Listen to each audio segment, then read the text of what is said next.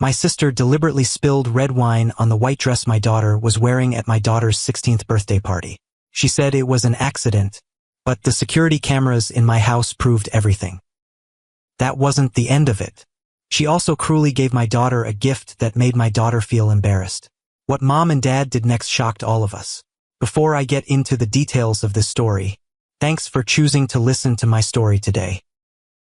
Hello everyone. I'm Terry, 45 years old, living with my wife and daughter in a 3-bedroom house in suburban San Jose. I'm a software engineer working for a big tech company in Silicon Valley. My job is stable, and the income is enough for our family to live comfortably. My wife, Serena, is a nurse at a major hospital in the city. She works shifts, sometimes has to work nights, but we always try to arrange our schedules so we can spend time together and with our daughter. Our family life right now is peaceful and happy. We're not rich or anything, but we have enough. Our little house with a front yard where we planted some rose bushes, one car for work, and one for Serena to drive our daughter around. Simple stuff like that, but for me, that's everything. However, like any family, we still have conflicts and clashes with members of our extended family. No family's perfect, and mine's no exception. And there's one major conflict that I still remember to this day. The conflict with my sister, Dorothy, that happened right during my daughter's 16th birthday 3 years ago. And to this day, I still can't forgive her. My daughter's name is Everly. She had just turned 16 that year, an age that, for many American families, is an important milestone. Sweet 16, that's what people call it. That's when a little girl starts becoming a young woman, starts having her own dreams, her own thoughts about the future. To celebrate our daughter's 16th birthday, my wife and I agreed to throw her a big party. We spent a whole month planning it together, making guest lists, choosing the menu, and decorating the house. Serena even special ordered a 3-layer cake from the most famous bakery in the area. When Everly heard we were throwing her a big birthday party, she was so excited that she jumped up and down. Her eyes lit up. Her smile was so bright it made my heart feel hot. For a whole week before the party, she sat there carefully writing invitations for each friend. I remember one evening, I walked past her room and saw her hunched over her desk, surrounded by colored paper, markers, and glittery sequins. As soon as she saw me standing in the doorway, Everly looked up and smiled brightly, telling me, "Dad, I want to write the invitations for each person by hand. I know texting would be way easier, but I want my friends to feel how much I value them." Hearing her say that, I felt an indescribable pride rise in my chest. My daughter, even though she lives in this digital age, still holds onto precious traditional values. I walked into her room, sat down next to her, and helped her fold the completed invitations, so our daughter could look stunning at her own party. My wife even personally took her shopping for 2 new dresses perfect for a 16-year-old.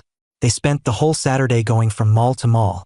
When they got home, both mother and daughter were tired, but their faces were glowing. Serena bragged to me that they'd picked out a pure white dress and a light blue dress. Both looked perfect on Everly. That evening, Everly tried on the dress to show me. She spun around in the white dress, the skirt flowing like flower petals. In that moment, I suddenly thought about how in just a few years, I'd be walking her down the aisle and giving her hand to the man she chooses. Just thinking about that, an indescribable sadness rose inside me. My daughter is growing up, gradually moving away from our embrace. That's the natural order of things, but that doesn't make it hurt any less. During that birthday party, I believed my daughter would have a meaningful celebration, a beautiful memory to last her whole life. But I was wrong. I was utterly wrong. On the day of Everly's birthday, around 5 in the afternoon, all the guests had arrived. Our little house suddenly became bustling and unusually cozy. Laughter and chatter echoed from the living room all the way to the backyard. Mom and Dad arrived earliest at 3 in the afternoon. They brought a 2-layer cake that Mom made herself. The cake was covered in smooth white frosting, decorated with delicate pink sugar flowers. As soon as she set the cake down on the table, Mom hugged Everly and said lovingly, "My granddaughter, happy birthday. I made this cake all last night." Everly hugged Grandma tightly, her voice full of emotion as she replied, "Thank you, Grandma. I love you so much." Dad stood beside them, his kind eyes looking at his granddaughter. He pulled a small envelope from his shirt pocket and handed it to Everly, his warm, deep voice saying, "This is Grandpa's gift. Open it later." Okay. Watching Mom and Dad loving their granddaughter, I felt warmth in my heart. At least my parents were always fair with their grandchildren. No favoritism or bias. My sister's family showed up around 5. Dorothy came with her husband, Marcus, and their 12-year-old daughter, Hazel. The first thing I noticed was that they came empty-handed. They didn't bring any gifts. I stood at the door greeting them, trying to keep a smile on my face even though I was starting to feel annoyed. Dorothy walked into the house, looking like she was doing us a favor by showing up to the birthday party. Right then, I was about to say something about why they didn't bring a gift for Everly, but my wife quickly pulled me aside. Serena whispered in my ear, "No gifts, not a big deal. Don't make a scene on Everly's birthday. Today's her day. Don't let anything ruin it." Hearing my wife's advice, I nodded and temporarily let go of the fact that they came without gifts. Serena was right. Today was our daughter's day, and I shouldn't cause trouble. Everly's friends started arriving at 4. She'd invited 12 close friends to the party. The 16-year-olds poured into the house with clear, bright laughter, everyone carrying carefully wrapped gifts. Emily, Everly's best friend, even brought a bouquet of deep red roses for my daughter. Besides that, we also invited some neighbors and relatives who lived nearby to the party. Mr. and Mrs. Johnson from next door, my cousin and his wife from the neighboring city, and a few of Serena's close colleagues. The initial atmosphere of the party was loud and cheerful. Everly wore the white dress she loved, standing in the middle of the living room, chatting with everyone. Her face was glowing, her eyes sparkling with joy. I stood watching her from afar, my heart overflowing with happiness. And then the unexpected incident happened. Dorothy, my sister, was holding a glass of red wine as she walked past Everly, who was standing there. Suddenly, she let out a scream. "Oh my God, Everly, I'm so sorry." All of us turned to look, and I stood frozen for several seconds at the scene in front of me. The white dress that Everly loved, the dress she'd spent all day choosing, was now stained red in a large patch by wine. The red stain spread out like an open wound on the pure white fabric. Dorothy kept apologizing, her voice sounding panicked as she explained, "I'm sorry, I tripped. This was completely an accident. I didn't mean to." Everly stood frozen, her eyes wide as she looked down at her ruined dress. Then her tears started falling. She cried without making a sound, just tears streaming down her cheeks. As soon as she saw her daughter crying, Serena rushed over to Everly. My wife hugged her, her voice gentle and comforting. "It's okay, honey. Let's go change into the other dress. You still have that beautiful blue dress." Serena took her into the bedroom to change. I watched the backs of mother and daughter, my heart swelling with pain. Luckily, there was still another dress for her. At that moment, I thought my sister had just accidentally spilled the wine. Accidents happen and everyone trips sometimes. That's what I told myself to calm down. I had no idea that it was her plan. A carefully calculated plan designed to embarrass my daughter in front of her friends. And that was just the first step. The second step was far crueler. 15 minutes later, Everly came back to the living room. She wore the light blue dress, her eyes still red, but she wasn't crying anymore. Serena probably had to comfort her a lot in the bedroom. My wife followed behind, one hand gently resting on her shoulder, as if giving her strength. Mom and Dad immediately stepped up to comfort their granddaughter. Mom hugged Everly, her voice full of love as she said, "You look beautiful in this blue too. Don't be sad anymore, okay?" Dad stood beside them, gently patting his granddaughter's head without saying anything, but his eyes, looking toward Dorothy, were cold as ice. I noticed that, and wondered briefly if Dad suspected something. Everly's friends also gathered around her. Emily took her best friend's hand, the girl's voice full of comfort as she said, "Everly, you're still the star of today's party. Don't let anything make you sad." Thanks to everyone's concern, Everly gradually cheered up again. Smiles started appearing on her lips again, though not as bright as before. At this point, my sister Dorothy received a call. She looked at her phone screen, then quickly left the living room. I saw her go toward the front door, like she was waiting for something. 5 minutes later, Dorothy returned with a large roll of paper. The roll was almost a foot long, rolled up and tied with red ribbon. At the time, I thought someone had delivered photos to her, or it was a gift she'd ordered for my daughter. I even felt relieved thinking that at least Dorothy had a gift for Everly, just delivered a bit late.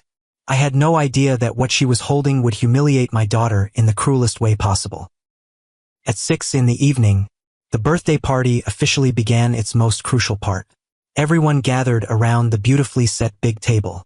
The 3-layer cake was placed in the center, 16 candles flickering brightly. Everyone sang the birthday song together. Everly stood in front of the cake, her eyes sparkling with reflections of the candlelight. She closed her eyes and made a wish, then blew out all the candles in one breath. Applause broke out enthusiastically. After the birthday song, it was gift time. Everly sat down in the specially decorated chair, surrounded by gift boxes of all colors. Everly eagerly opened each gift. Emily gave her a silver bracelet engraved with both their names, a symbol of their close friendship. Another friend gave her a teen makeup set.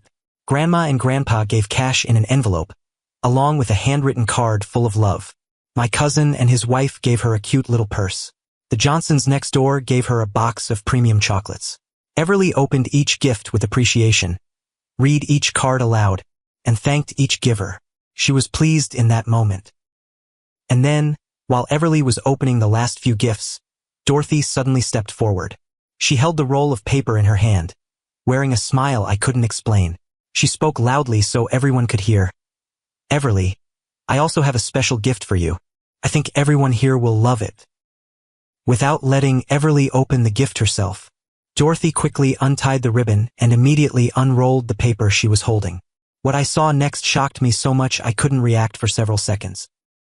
Inside the roll were photos of Everly when she was little, blown up on large sheets of paper. But these weren't cute photos. These were photos that anyone would feel embarrassed to have publicly displayed.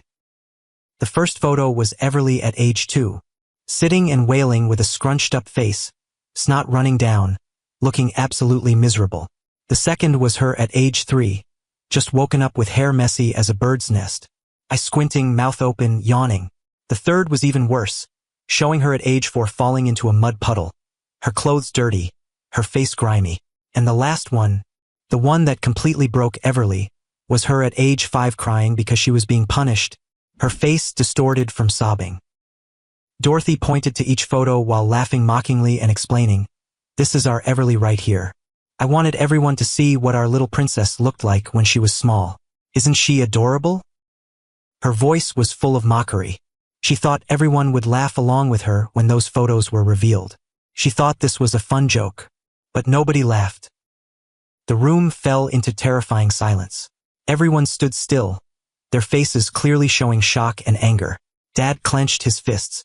Mom put her hand over her mouth, her eyes wide with disbelief at what was happening. Serena stood next to me, my usually calm wife now trembling with rage. And Everly, my daughter, stood frozen like a statue. Then her shoulders started shaking. Tears poured out. She sobbed uncontrollably, couldn't hold it in anymore. Emily, Everly's best friend, immediately stepped up and hugged her. The girl patted Everly's back gently, trying to comfort her, but she was shaking with anger herself. As for me, at that moment, I couldn't take it anymore. How many years I'd put up with Dorothy, how many times I'd overlooked her mocking comments and disrespectful actions. But today, she crossed the line. I quickly walked over to Dorothy, grabbed the roll of paper from her and folded it. My hands were shaking as I tried to control the rage boiling inside me. I looked straight into her eyes and asked directly, "What are you trying to do? This is my daughter's birthday, not a place for you to humiliate her." Dorothy rolled her eyes, her face acting like she was the victim here. She argued back in a high-pitched voice, "Oh my God, I just wanted to create a fun atmosphere. Why is everyone making such a big deal out of this? These are just some childhood pictures, what's the problem?" I gritted my teeth, trying not to yell in front of the guests. Trying to stay calm, I asked again, "Nothing? You made her cry in front of all her friends, and you say it's nothing?" Dorothy crossed her arms in front of her chest, her face defiant and challenging. She said coldly, "Everly's crying because she's too sensitive. That's not my fault. I really don't understand why everyone's making such a big deal out of this. The argument between Dorothy and me grew more heated. The room felt suffocating. The guests standing around didn't know what to do. Many quietly stepped back. And then Dad stepped up. He didn't say a word. He walked over to me, took the roll of paper from my hands. His steps were decisive, his face cold as stone. He walked straight to the front door and stepped down into the yard. All of us followed him to the door, watching him. Dad pulled out his lighter from his pocket. He lit the corner of the roll of paper. Flames burst up, licking at those hateful photos. He stood still, watching the fire devour each piece of paper, until only ashes remained. His decisive action gave me some relief. At least someone was standing up for my daughter. At least Dad was still fair. When Dad had just stepped back into the house, before anyone could say anything, Emily suddenly came up to me. The girl looked straight into my eyes, her voice full of determination as she said, "Terry, I think you should check the security cameras. I was standing close by earlier. I saw that she didn't trip at all." Dorothy immediately reacted. She turned to Emily and screamed, her voice piercing, "Who are you to butt into adult business? What does a 16-year-old kid know? Don't stick your nose in other people's family affairs." But Dorothy's overreaction just made me even more suspicious. If she were really innocent, why be so worried? Why attack a kid just for speaking her mind? I looked at Dorothy, and in that moment, I knew for sure that what happened today wasn't an accident. At the time, I didn't know that what the cameras recorded would completely expose my sister's true face. Part 5. After Emily's suggestion, I quickly walked into the office and grabbed the iPad from the desk. My hands were shaking slightly as I opened the security camera app. Serena followed behind me, standing beside me with a tense expression. I rewound the video to the exact moment Dorothy spilled the wine in the living room. What I saw on the screen made my blood boil. In the video, Dorothy was holding the wine glass, walking slowly toward Everly. She glanced around, looking to see if anyone was paying attention to her. When she saw everyone was busy chatting, and no one was looking her way, she quickly moved closer to Everly. Then, with a clearly calculated move, she pretended to trip and threw the wine straight at my daughter's white dress. There were no obstacles in her path. No one bumped into her. She did it entirely on purpose. I rewound the video, then again to make sure my eyes weren't deceiving me. But each time I watched, the truth remained the same. Dorothy had deliberately ruined my daughter's special day. Serena stood beside me, looking at the screen with eyes red from anger. My wife, always patient and calm, was now clenching her fists. After knowing the truth, I grabbed the iPad and walked back to the living room. Dorothy was still standing there, arms crossed with an uncaring expression, like she'd done nothing wrong. I walked right up to her, held up the iPad screen, and hit play on the video. My voice was cold as ice as I confronted her. "Explain this, Dorothy. Explain to me why you looked around like that before tripping. Explain why you had no obstacles at all but still fell." Dorothy's expression changed instantly.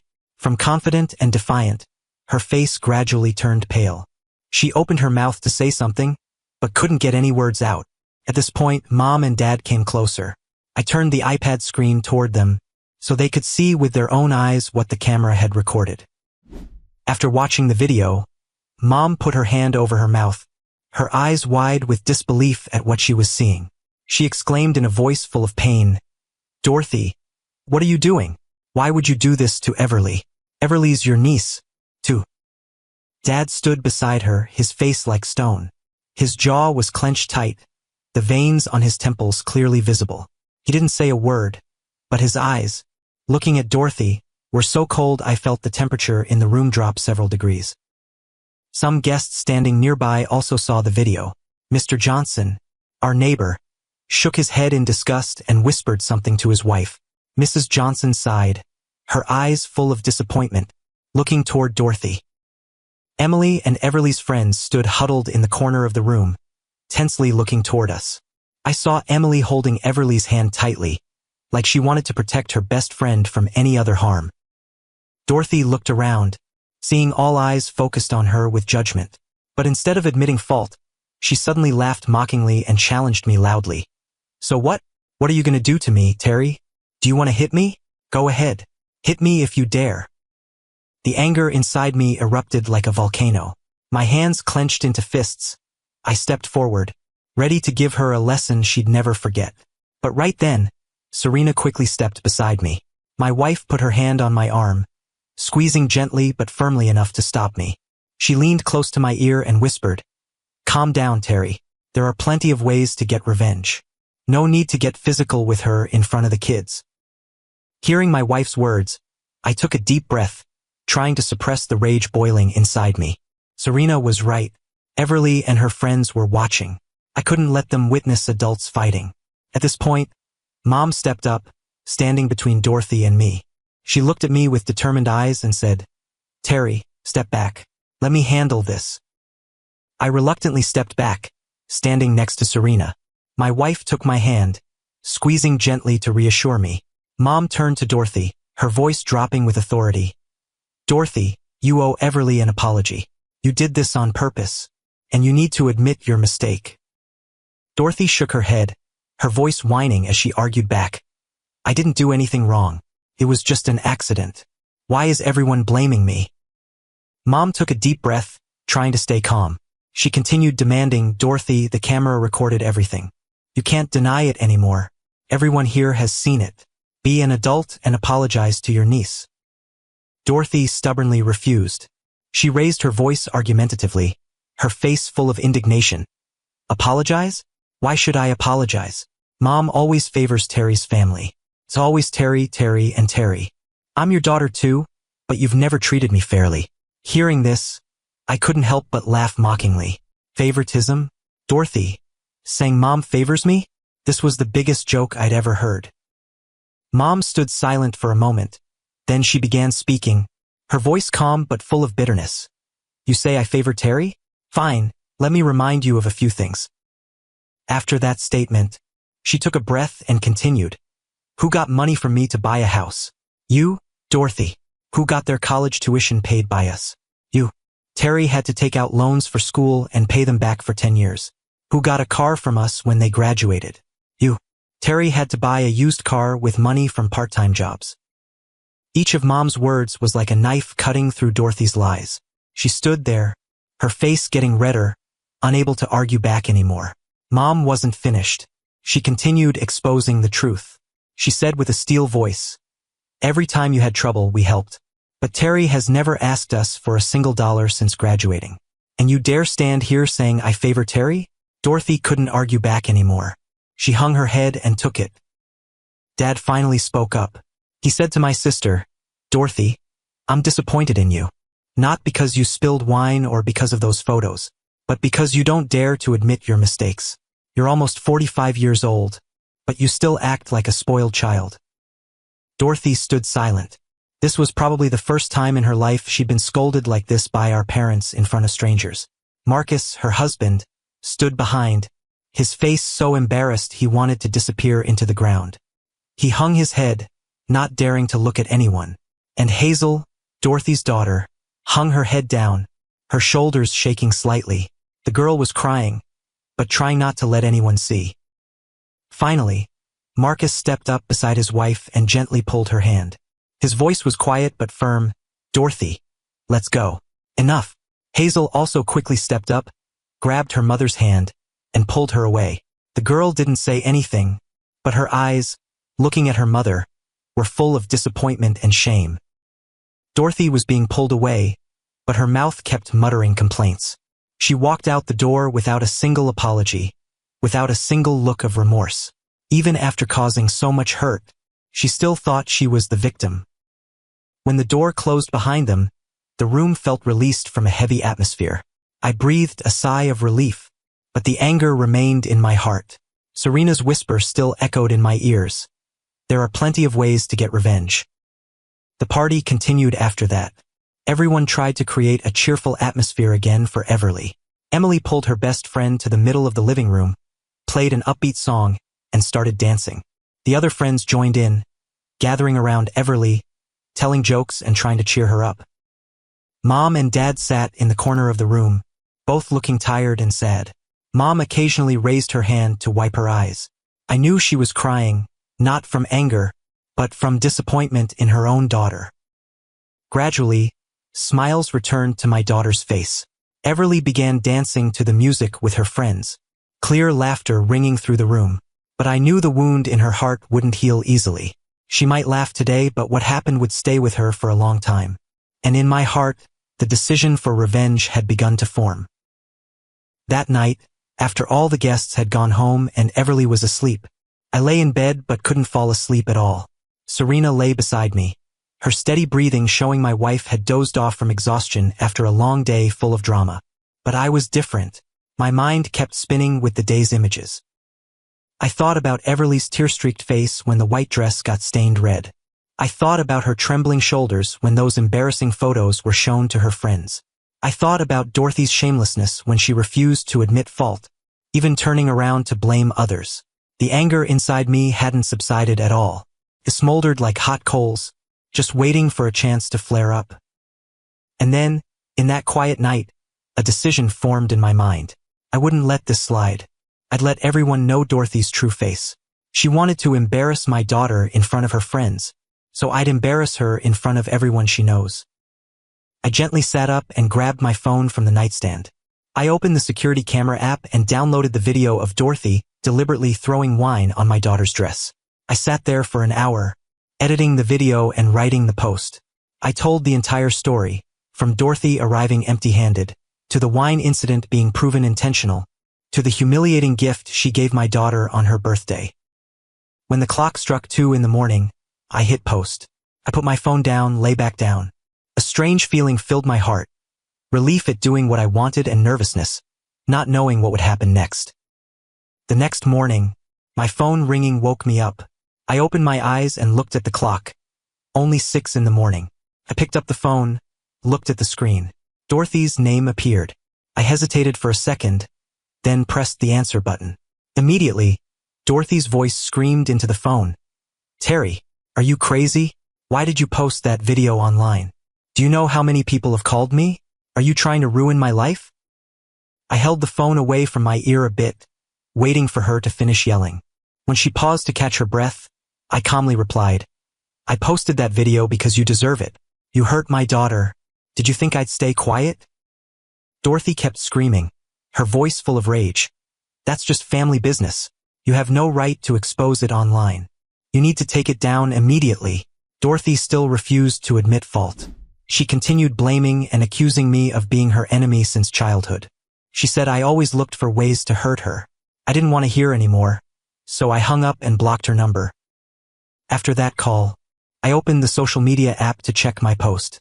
Overnight, the post had gotten hundreds of interactions. I scrolled down to read the comments. Most people were on my side.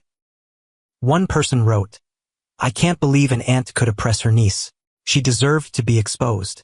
You did the right thing protecting your daughter."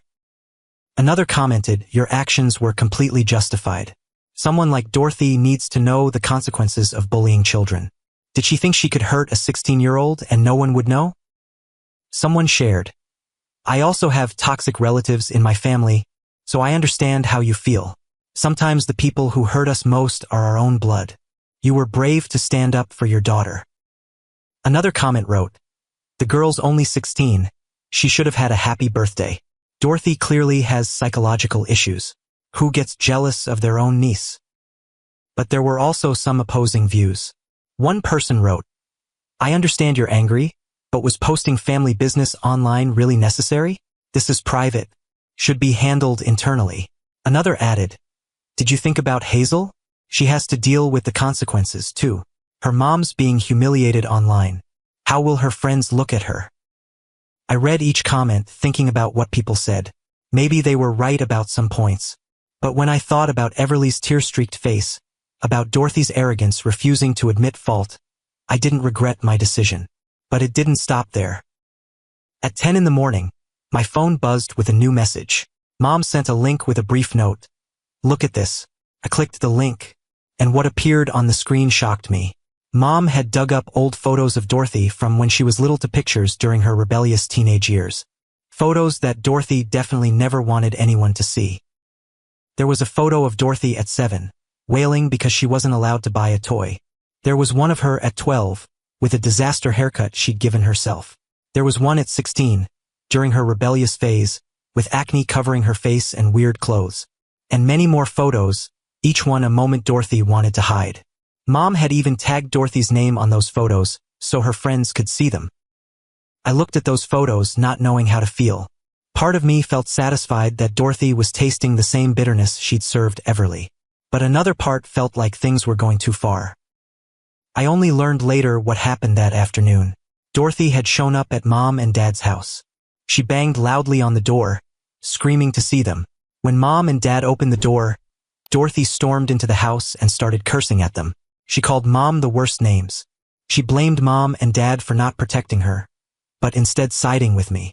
Dad stood quietly, enduring it for 10 minutes. Then he looked straight into Dorothy's eyes and said just one sentence. "If you want to disown us, go ahead." Dorothy stood stunned, probably not expecting Dad to say that. Then she screamed that she'd never come back to this house again, that she didn't need such a biased and unfair family. She turned and stormed out, slamming the door behind her. Mom and Dad stood in the house, watching their daughter's retreating figure. Mom cried, but she didn't run after her. She knew it wouldn't do any good even if she did. As for Dad, he just sighed and quietly went inside. Mom told me later that night he sat alone on the porch for hours, looking out at the darkness without saying a word. 3 years have passed since that fateful birthday. My family's life continues as usual. Everly is 19 now, in her second year of college. She still remembers what happened back then, but she's learned to put it aside and move forward. She's stronger than I thought.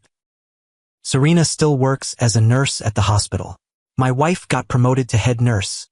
The job's busier, but it also brings in more income. She's always been a solid support for Everly and me. As for me, I'm still a software engineer. Work's stable, life's peaceful. I don't ask for more than that. About Dorothy, we haven't been in contact since that day. I blocked her phone number and all her social media accounts. She hasn't tried to reach out either. From what Mom and Dad told me, a few months after the incident, Dorothy and her family moved somewhere else. Nobody knows where they moved to, and nobody asked. Marcus seemed embarrassed by what his wife did, so he cut off contact with everyone, too. As for Mom and Dad, our relationship is still excellent. They often visit us, or we see them on weekends. And now, as I tell this story, I want to ask you something.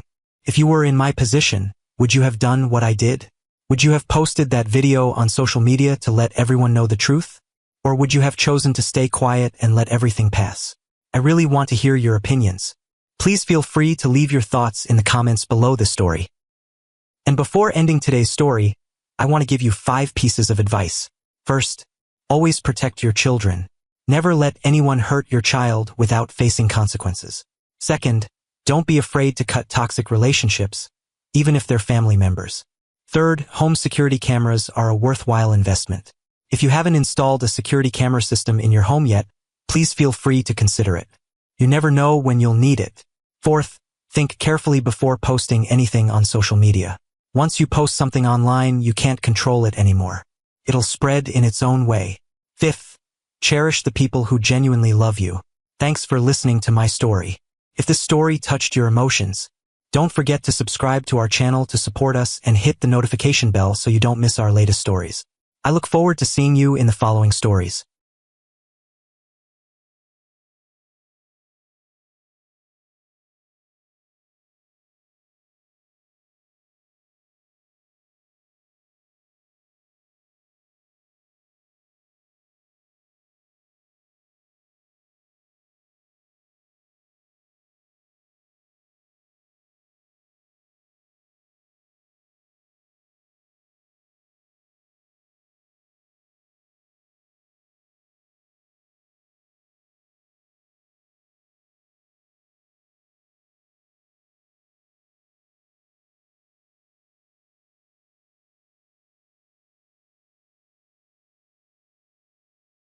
What would you do if your sister forced your daughter to sleep in the living room, right in your own house?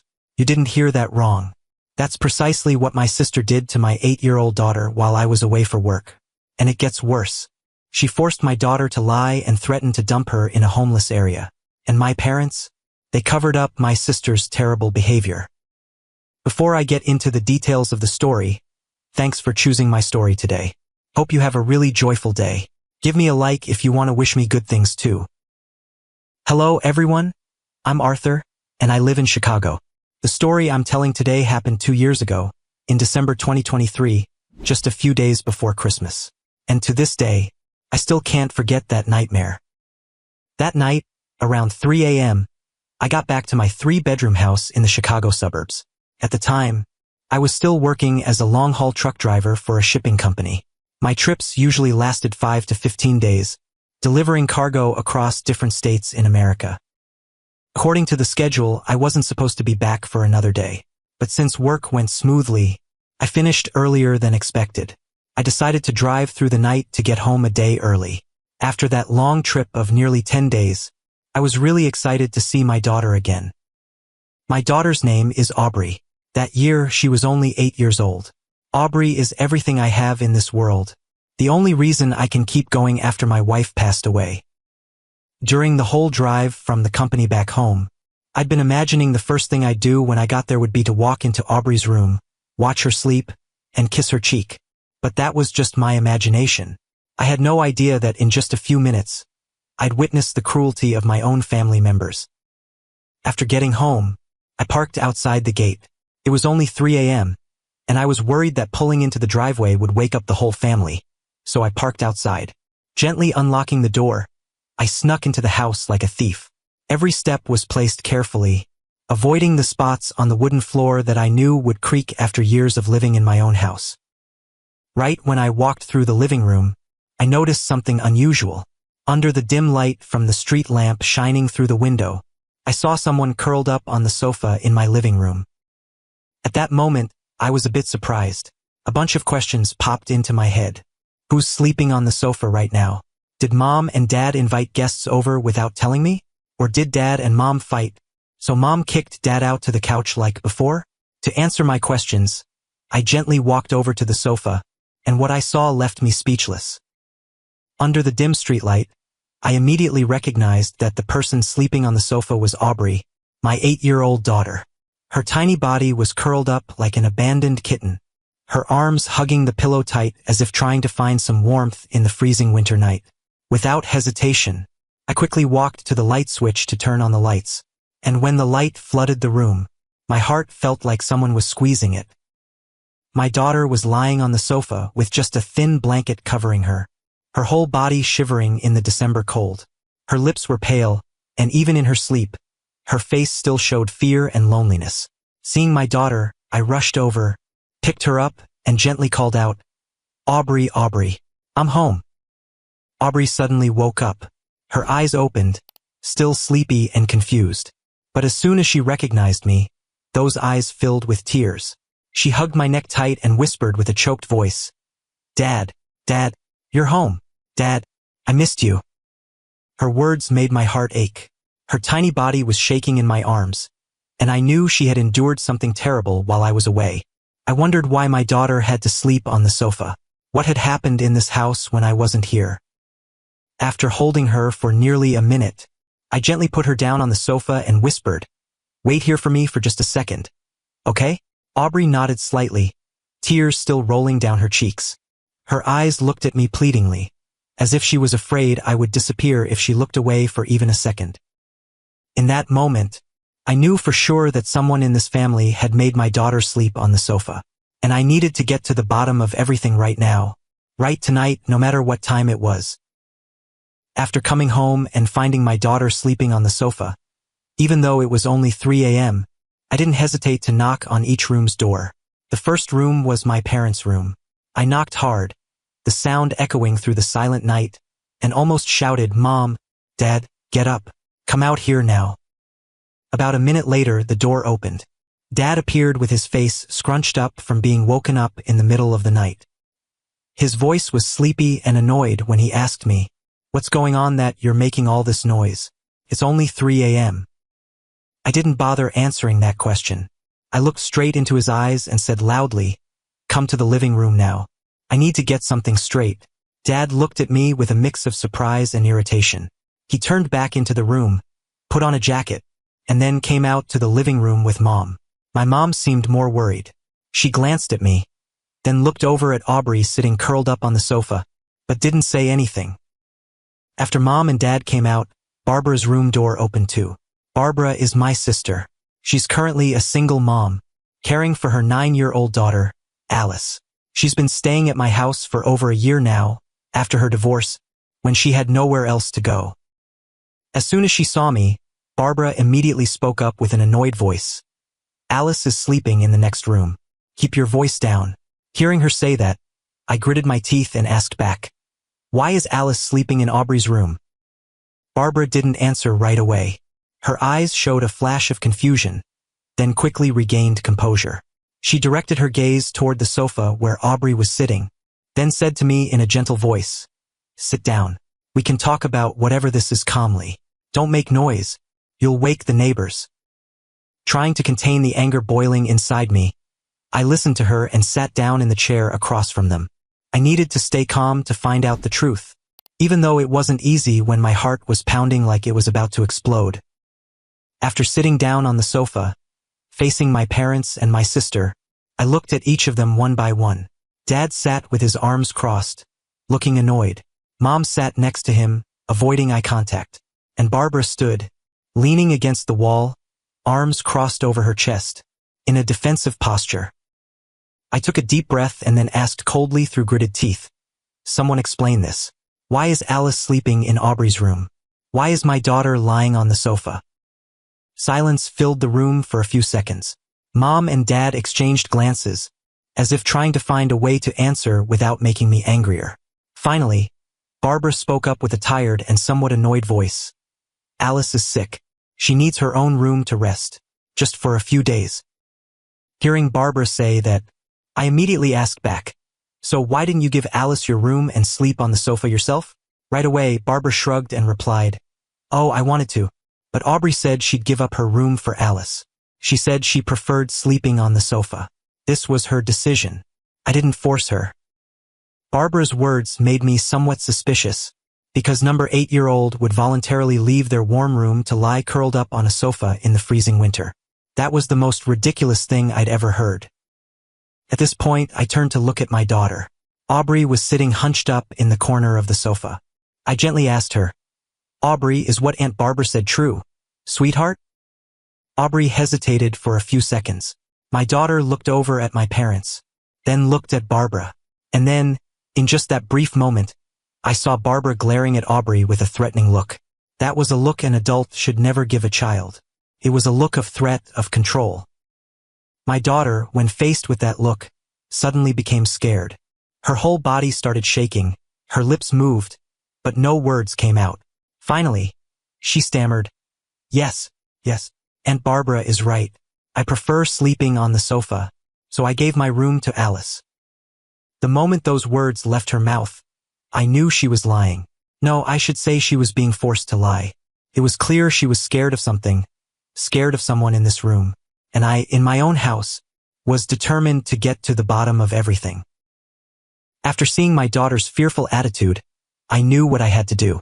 I stood up, walked over to Aubrey, and sat down. I hugged her close, letting her feel the safety of my arms. I gently said to her, Aubrey, look at me. You have me here. I'll protect you. Don't be scared of anything. Tell me the truth. Okay, sweetheart? Aubrey looked up at me, her eyes full of tears and fear. She hesitated, her mouth moving as if she wanted to say something but didn't dare speak. Right then, my mom interrupted with a somewhat accusatory tone. Arthur, you're going too far. Aubrey willingly gave up her room for her cousin. That's a good thing. You should be happy that Aubrey knows how to share. My dad also nodded in agreement. He looked at me with dissatisfied eyes and added, you come home and immediately start trouble. It's just a small thing, and you're making all this noise. Aubrey is fine. What are you worried about? Hearing those words, I turned to look at my parents. I asked directly, you're Aubrey's grandparents. Even if Aubrey volunteered to sleep on the sofa, you should have stopped her. This is December and it's cold. How could you let an 8-year-old sleep on the sofa? Right after I finished speaking, Mom sighed. She rubbed her forehead as if I was giving her a headache, then said, Aubrey wanted it that way. How could we stop her? The kid is stubborn. And Barbara stood there with a hurt expression, as if she were the victim in this story. A few seconds later, Barbara said with a fake choked voice, "Don't you trust me? I'm your sister. Why would I have any reason to force Aubrey onto the sofa? What kind of person do you think I am?" My dad also spoke up then, his voice sharper when he said to me, "Arthur, you spoil Aubrey too much. We feel hurt by your attitude, too. You're tearing this family apart." Mom nodded in agreement.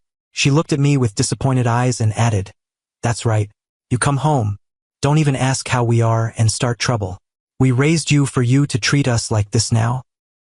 I ignored everything they said. I didn't care how they felt. I didn't care what they thought of me.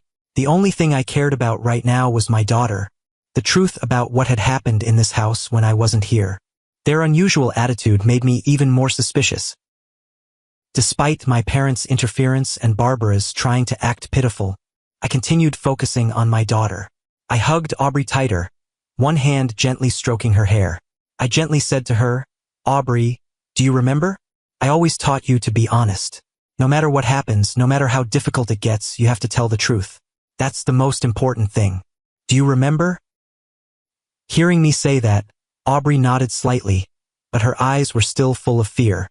She kept glancing over at Barbara and my parents, as if waiting for their permission.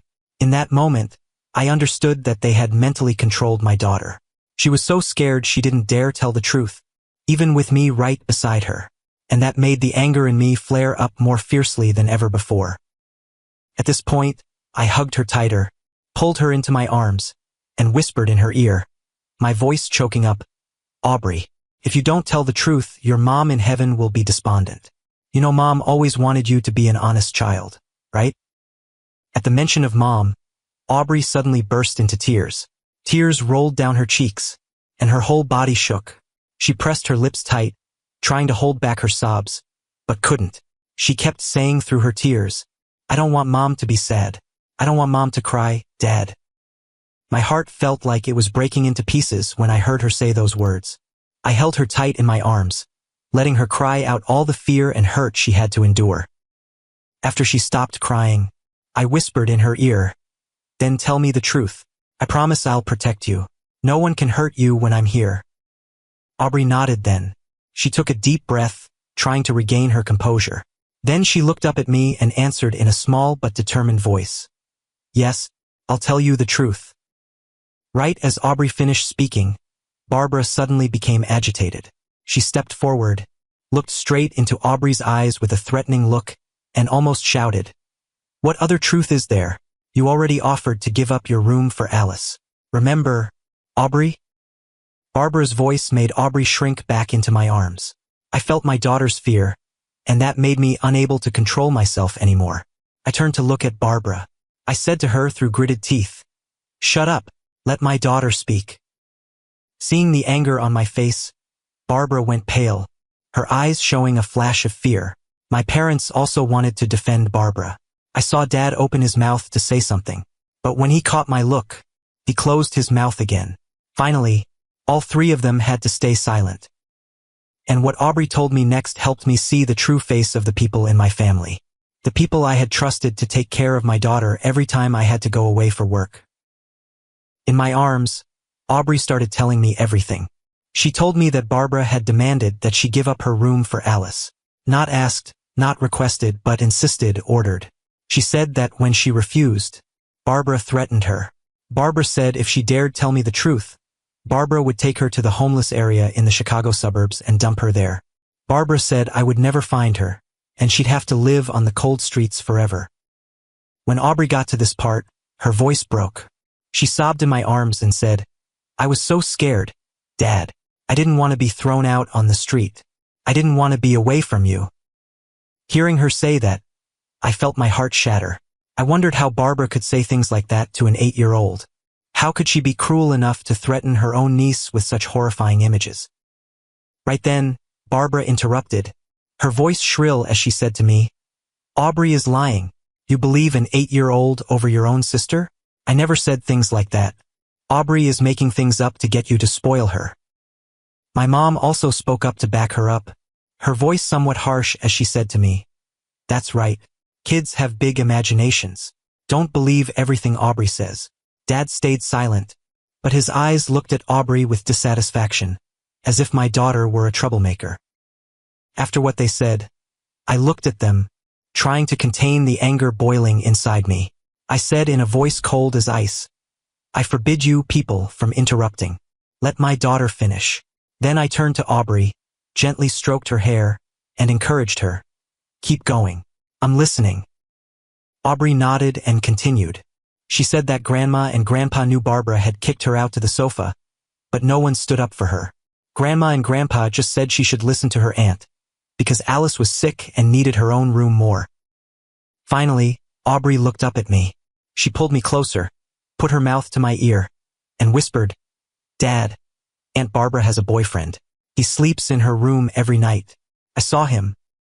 Hearing that information, I was so shocked I couldn't speak. My whole body went stiff, and I needed a few seconds to process what she had just said. Barbara had brought her boyfriend to my house. Not only was she staying at my house for free, but she also had another strange man living with us without even asking for permission. And to make room for that man, she heartlessly kicked my daughter out to the sofa, then threatened her to keep it secret. That was why Alice needed a private room. That was why Aubrey had to sleep on the sofa. Not because Alice was sick, but Barbara needed a private room to stay with her boyfriend. I understood everything, and the anger in me erupted like a volcano. After hearing my daughter whisper to me, I stood up. Without saying a word, I walked straight toward Barbara's room. Seeing this, Barbara's face changed color. She ran to the door, arms spread wide as if she were protecting something important. Her voice rang out shrilly.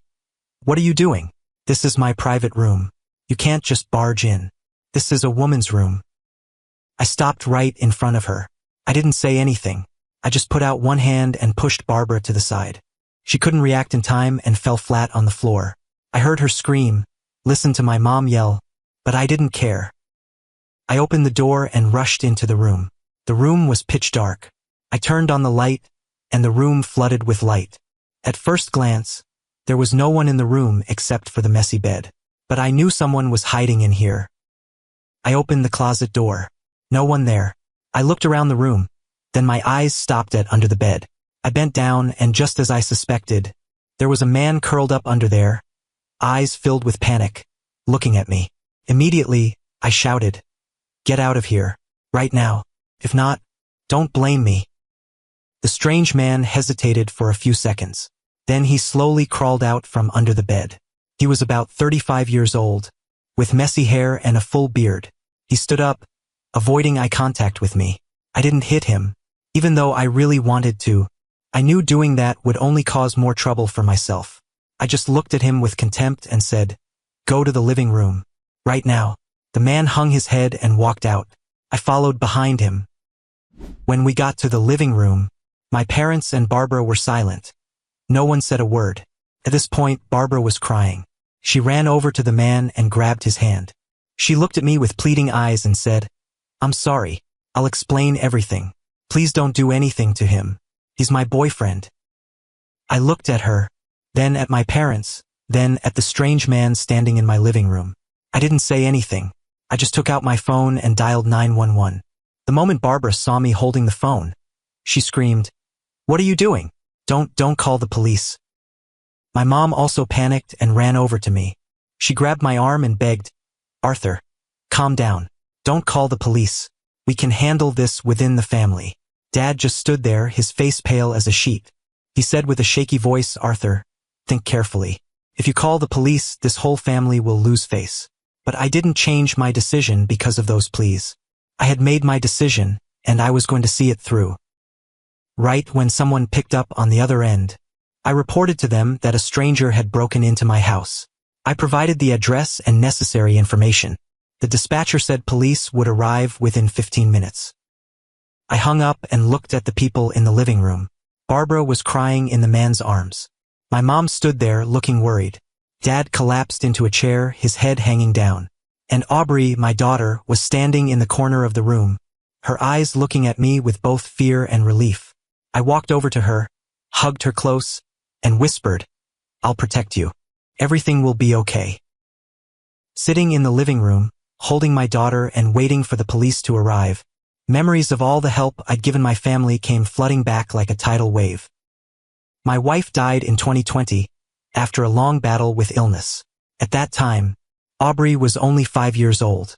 She was too young to understand why Mom wasn't there anymore, and I had to be both father and mother to her. Also in 2020, while I was drowning in grief from losing my wife, my parents had to sell their house. The pandemic caused their small business to lose money badly, and they had no choice but to sell the house to pay off debts. After selling their house, they came knocking on my door looking miserable. First, I refused. I knew my life was already hard enough then, and adding 2 more people to this small house would only make everything more complicated.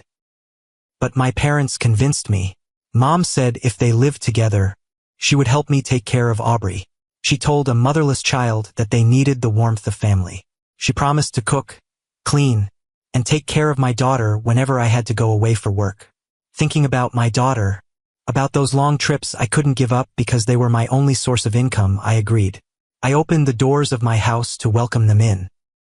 Then, in October 2022, Barbara got divorced. Her marriage fell apart after she cheated with a coworker, and Alice wasn't even her husband's child. She had been lying to everyone for 9 years. When we questioned her then, she didn't know who the father was. She said she was drunk that night and didn't remember anything. After the divorce, she lost her house, lost her husband, and had only Alice left, her 9-year-old daughter. Barbara showed up at my door on a stormy evening, holding Alice's hand and carrying 3 suitcases. Her eyes were red. Her voice choked as she asked me to let her stay for a few months while she looked for a new place. At that time, my house was already whole. The house only had 3 bedrooms. I'm in one room, my daughter is in another, and my parents are in another. There was no room left for Barbara and Alice. But because I felt sorry for my sister and my niece, I gave them my room. Since my long-haul driving job meant I was often away from home, sometimes a trip lasting a whole week or more, I thought I didn't really need my own bedroom. After each trip, I'd come home and sleep on the sofa. After everything I sacrificed for them, instead of being grateful or appreciating my help, they betrayed me in the cruelest way possible. They kicked my daughter out of her room to make space for Barbara's boyfriend. They threatened an 8-year-old child. They turned my house into hell for my daughter, and I swore to myself that I would never forgive them. The police arrived exactly 15 minutes after my call. 2 officers walked into the house, 1 male and 1 female. They listened to me explain the situation, carefully writing down every detail. Barbara's boyfriend was asked to show identification. He fumbled around in his pants pocket and pulled out a driver's license. His name was Marcus, 36 years old, unemployed. Barbara and Marcus were taken to the police station for further questioning. Before leaving, Barbara turned back to look at me with hateful eyes, but I didn't care. I just stood there, holding my daughter, and watched them get taken away. The next morning, around 9 a.m., there was a knock at the door. When I opened it, a woman in a business suit stood before me. She introduced herself as a worker from Child Protective Services, CPS for short. I invited her into the house. She sat down on the sofa and asked to speak with Aubrey. And my daughter, with eyes still swollen from crying, started telling the CPS worker everything. She told about the nights lying curled up on the cold sofa. She said about Barbara's threats. She spoke about the strange man she saw in the house. And she said this situation had been going on for nearly 3 months. 3 months. For 3 whole months, my daughter had to sleep on the sofa. For 3 whole months, she lived in fear and loneliness right in her own house. And I, her father, I had no idea. I didn't know because they knew my schedule perfectly. Every time I was close to coming home, they would arrange for Aubrey to go to her room to make things look normal. Every time I called to check in, they coached her to say everything was fine. They turned my daughter into a puppet, forcing her to lie. If I hadn't come home early that day, if I had come back on schedule like always, maybe the truth would never have been revealed. Maybe my daughter would still be sleeping on the sofa, still living in fear, still being threatened every day. Thinking about that, I felt like someone was tearing my heart apart. Barbara was released that same day. The home invasion charge didn't apply to Marcus because Barbara had permitted him to enter the house, and the house was also where Barbara legally resided. But that didn't mean everything would end there. That evening, As the whole family sat in the living room in a tense atmosphere, a knock came at the door. I opened it and saw David, a lawyer and also my close friend from high school. I had called him that morning to ask him to help me resolve this issue. David walked into the house with a leather briefcase in his hand. He looked around the living room and nodded politely but coldly to everyone. Then he opened his briefcase, took out a stack of papers, and placed them on the table. David looked straight at my parents, and Barbara then said in a professional voice, "This is an eviction notice. According to Illinois state law, you have 30 days to leave this house." Barbara screamed as soon as David finished speaking. "What? You can't do that. I'm your sister. Alice needs a place to live." My mom also stood up, her eyes red and her voice shaky as she said to me, "Arthur, you can't kick your parents out on the street. We're old now, where are we supposed to go?" Dad just sat there, head hanging down, not saying a word. I looked into my mom's eyes that were full of tears and pleading. I looked at my dad's face, a face hanging down in shame. And I looked at Barbara, the sister I had given up my own bedroom for. Then I opened my mouth and said to them, my voice cold as ice, "This is the price you have to pay." Watching them cry and beg in the living room, I felt no sympathy. My heart had frozen from the moment I saw my daughter curled up on that cold sofa. If I were allowed to kick them out without waiting 30 days, I would immediately throw them out on the street, just like how Barbara had threatened to do to my daughter. There was something unexpected in our case. I didn't need to wait until the 30 days had passed, as David had announced. After the CPS worker completed the investigation and sent the report to their superiors, they realized this case was much more serious than they initially thought. CPS worked with the court and obtained a temporary restraining order for my parents and Barbara. This order took effect immediately, meaning they weren't allowed to be near Aubrey under any circumstances. And since this house was my house where Aubrey lived, they had to leave immediately, no need to wait 30 days. No negotiation. I remember the morning they had to leave. Barbara was crying as she dragged her suitcase out the door, Alice walking beside her, a confused look on her face, not understanding what was happening. My parents silently followed behind, no one saying a word. When walking past me, Mom stopped. She looked at me with red eyes and said, "Arthur, you'll regret this." I didn't respond. I just stood there, holding Aubrey, and watched them walk out the door. And just 15 days later, the criminal trial took place. The prosecutor decided to press charges after reviewing the evidence and testimonies. After 2 hours of arguments, the judge read the verdict. Barbara was convicted of child emotional abuse. Her sentence was 3 years probation and a $40,000 fine in damages, including psychological treatment costs. My mom and dad were also charged as accomplices for knowing about it but not stopping it. They got 1 year probation.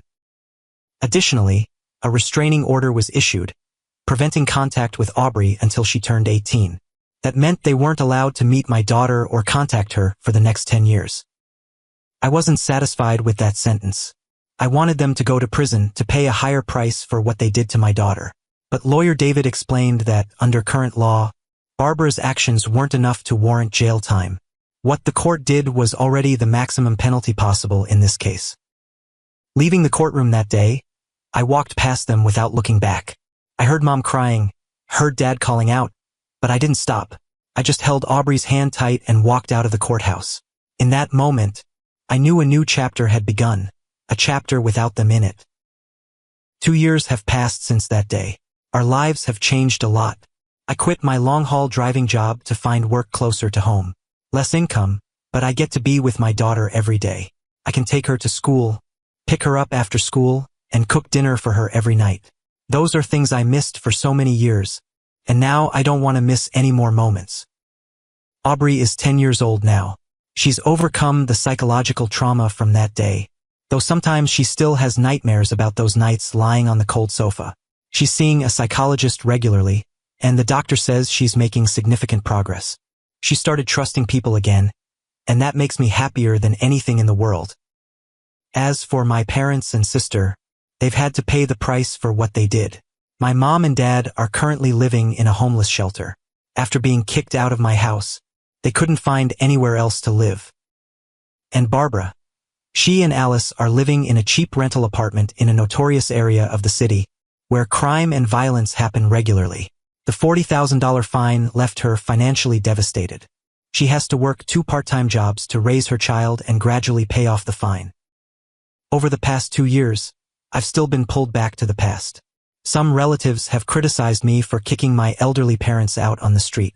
They call, text, or even come to my house to scold me for being an ungrateful child. They say I was wrong to act that way. They say I should forgive my parents because they're the ones who gave birth to me. What do you think? Was I wrong? Am I an ungrateful child for kicking my parents out?